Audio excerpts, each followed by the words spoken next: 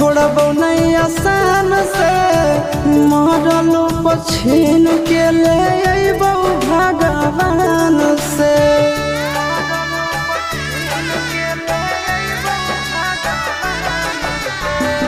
मानहियो जान से छोड़बो नहीं आसान से, मरलो पछीन के ले अइबो भगवान से।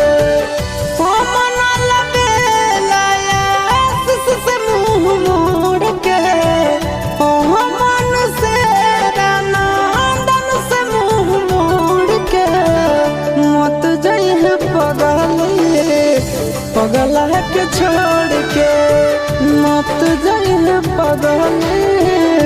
पगला के छोड़ के।